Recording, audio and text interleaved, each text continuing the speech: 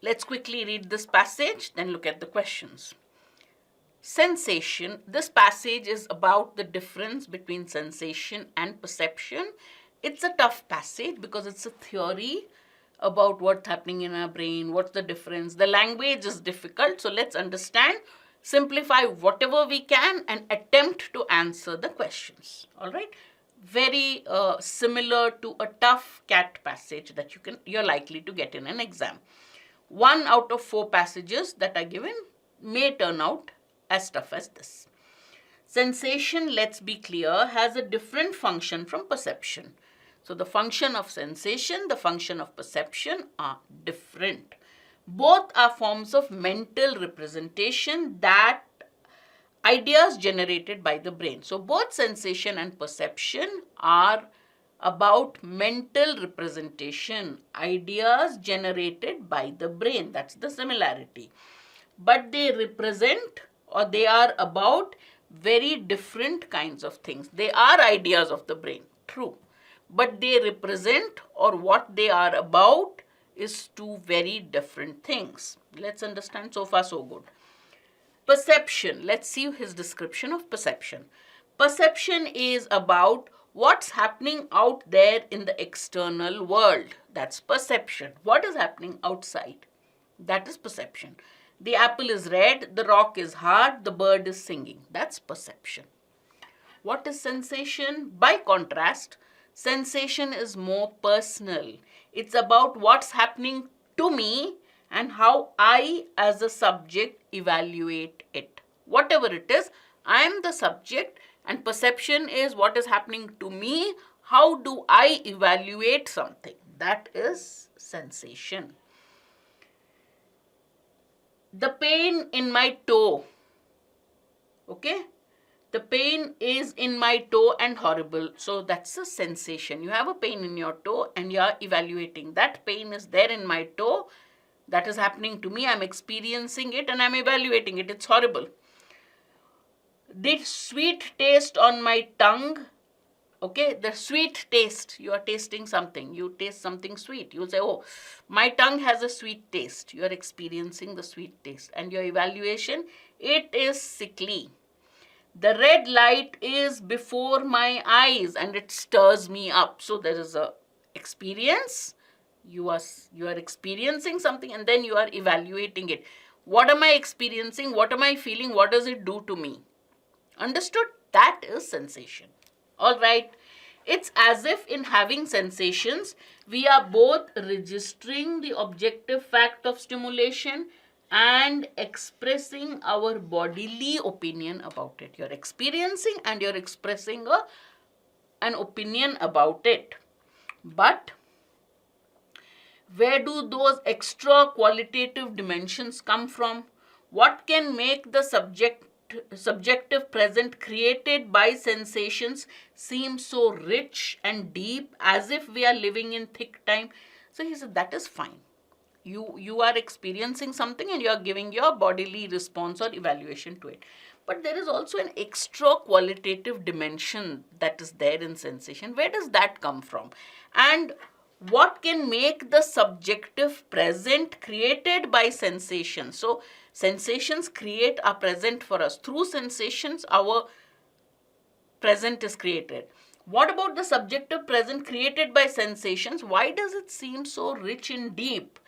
It makes you feel as if you are living in thick time, whatever that is. Makes you feel like you're living in some kind of time, thick time, heightened time, thick time, rich time. So that's how I would interpret it.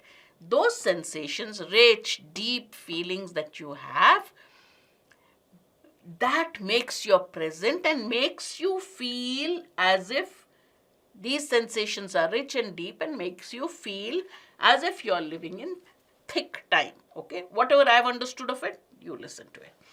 What can the artist Vasily Kandinsky mean when he writes, color is a power which directly influences the soul. Color is the keyboard. The eyes are the hammers. The soul is the piano with many strings. So what does he mean? Kandinsky, when he says this, color is a power which directly influences the soul. color is the keyboard, the eyes are the hammers, and the soul is the piano with many strings. Why indeed do people use the strange expression, it's like something to experience sensations? Is it because conscious situations are like something they cannot really be? Okay, is it because you feel conscious are something which is beyond reality? That's what he's asking. In attempting to answer these questions, so many questions. What does it mean? Where does the extra qualitative dimension come in senses? And when Kandinsky talks about color like this, what exactly does he mean? Does he mean that color is something beyond what you think you can experience? What sensation is something? What exactly? The answer to these questions, we are up against the so-called hard problem of consciousness. To answer this, you come across a problem which is called the hard problem of consciousness. How a physical brain, you have a brain here, a physical object, how a physical brain could underwrite the extra physical properties of phenomenal experience. How does the brain manage to capture this extra physical properties of experiences? I don't need to tell you that this is a problem that some of our best philosophers have said we are never going to solve. You cannot express how the brain can help you or interpret sensations. He says you can never understand. The philosopher said that you can never understand it. As the philosopher Jerry Fodder has put it, we don't know, even to a first glimmer, how a brain or anything else that is physical could manage to be a locus of conscious experience. He says, we don't know. We cannot explain how the brain or anything which is physical can really be the focus of conscious experience. That is surely among the ultimate metaphysical mysteries. Don't bet on anybody ever solving it. So, conscious experience is metaphysical. It cannot be explained in terms of physical processes. Over the past 50 years, I have been inching my way towards answers to these questions. From the start, I thought better than to confront the hard problem head on, not just because it's hard, but because it's the wrong problem. He says this hard problem of consciousness is a wrong problem. He's trying to find answers, but he's finding, and his approach is different because he realizes this problem is the wrong problem. That's not a problem at all in understanding consciousness. Many theorists do believe that conscious states are identical to brain states, and for them, the obvious and best approach to understanding conscious experience is to search for brain events that have phenomenal properties built into their physical structure. So many people think of consciousness, conscious experience as something to do with brain states. So they try to understand conscious experience by looking at brain events that have phenomenal properties. They have the brain is a physical structure, but it has some phenomenal properties that somehow can explain these conscious events or help them understand it. Today, that's an old idea. Talking about conscious states as brain states and something that the brain experiences or underwrites, that's an old idea. What is the new idea? Today, the language has moved on. For example, integrated information theory, which is currently fashionable. So right now people keep talking about integration information theory. According to this, phenomenal experience arises directly from the way information is retained and juxtaposed with other information within the brain. It's not so much the structure of the brain which has some super properties. It's about the information that is retained and which is mixed or juxtaposed, put next to other information that is stored in the brain. However, I came to realize that all such physical identity theories have gone off on the wrong foot. The brain states, physical identity theories are all wrong. because they're looking at it the wrong way. They were and are attempts to explain how phenomenal properties could be properties of a brain process. Consciousness he describes as a phenomenal property. How phenomenal properties could be properties of a brain process. This results on a fundamental misunderstanding of the kind of thing that needs explaining. Okay, so this is based on a misunderstanding. What is the misunderstanding? He says, let me explain. Sensations are ideas. They are the way our brains represents what's happening to our sense organs and how we feel about it. So sensations are ideas. In what sense? They are the way the brain represents what is happening at our sense organs and how we feel about it. Your sense organs feel something. The brain tries to understand what is the sense organ feeling and how you eventually feel about it. Their properties, therefore, this is the main part of the author's theory. Their properties are to be explained not literally as properties of brain states, not just that. Properties of mind states dreamed up by the brain. What are sensations? Not properties of brain states, properties of mind states dreamed up by the brain. Sense organs feel something, brain interprets it, so they are the properties of the mind state dreamed up by the brain. Clear? Now let's see what the passage asks. Tough passage, abstruse idea. We've tried to understand it to the best of our abilities. Let's answer questions now. In the context of the passage, which of the following best captures the interpretation of the sentence?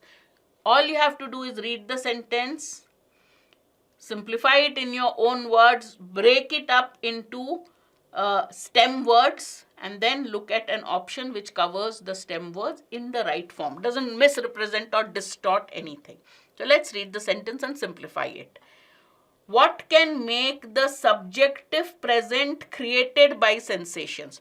First point, the subjective present is created by sensations. What can make the subjective present created by sensations seem so rich and deep?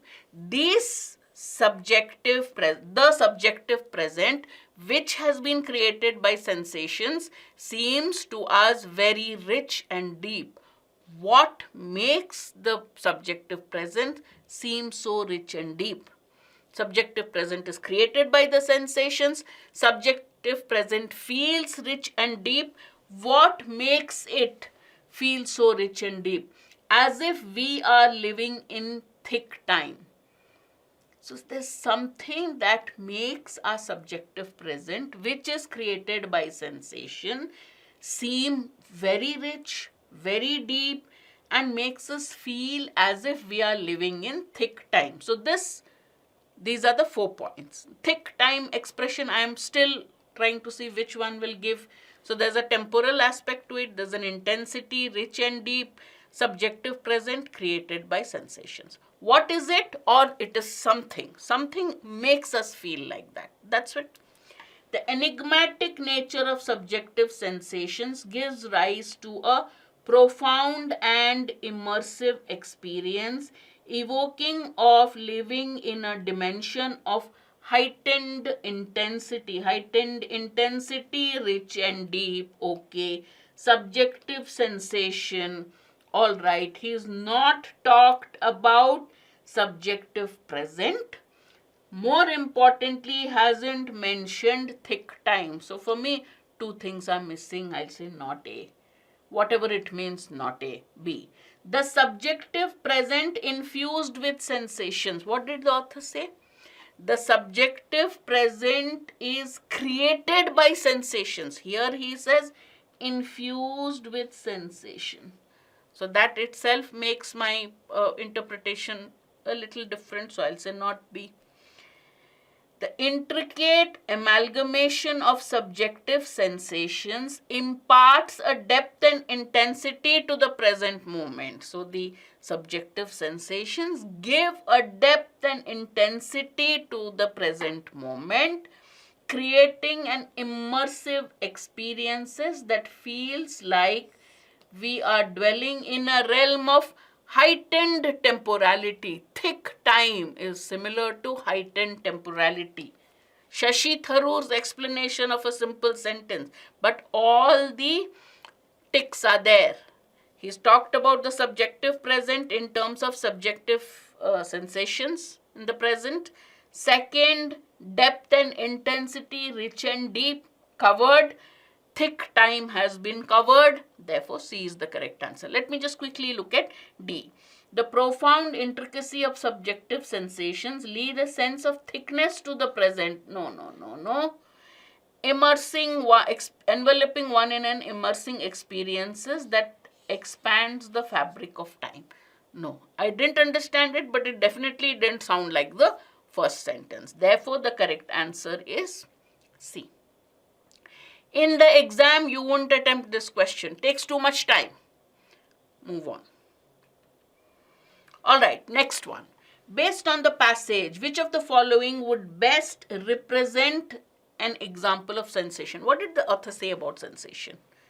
Personal, you experience it and you give your opinion about it. You evaluate it. So let's look at something which you experience and you kind of evaluate it. The throbbing ache in your temples as a result of tension headache. So you are realizing that there is an ache in your head and this is a result of tension headache, creating a pulsating and uncomfortable sensation. You are evaluating it. Pulsating, uncomfortable comes very close. Let's see if something is better. The overwhelming sense of fear and insecurity because of one's diminishing bank balance. Is that a sensation? Fear and insecurity. Are you feeling it? It's a personal experience, right? You are experiencing it and it's bodily experience, your bodily evaluation. Here, there is a bodily evaluation. It is creating an uncomfortable sensation. So there has to be a bodily evaluation. Here, sense of fear doesn't have that bodily evaluation. It's more like an emotion. Tingling sensation you feel when you come in contact with a plant you are allergic to. This is only the experience. You're allergic to it, you're going to sneeze.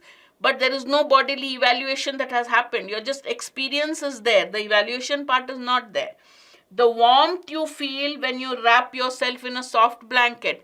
Experience is there. Where is your personal bodily evaluation of it? So these two are more like, this is an emotion and these two are more like no evaluation has happened.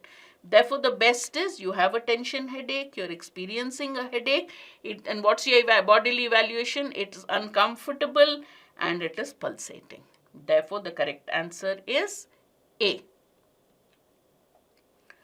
Alright, not just because it's hard, but because it's the wrong problem. What makes the problem wrong as per the author? Not just because it's hard, but because it's the wrong problem. What makes the problem wrong as per the author? What did he say? Author said it is generally seen as a brain process. Sensations are seen as brain processes. There are two theories, one which says there's something in the physical structure of the brain, certain structures which provide those extraordinary sensations. Second one says ideas which are already in the brain juxtaposed with other information and ideas. What does the author say? Sensations are essentially ideas. Your sense organs pick up something, the brain interprets it, and that's how you read it. So it is more like brain processes, mind processes dreamed up by the brain. Correct? That's what he says. So let's look at it.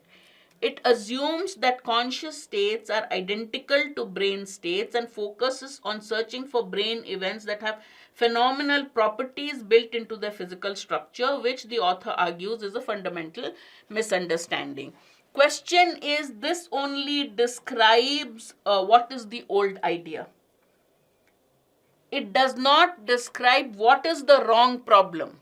It is telling you this is what is wrong about the problem.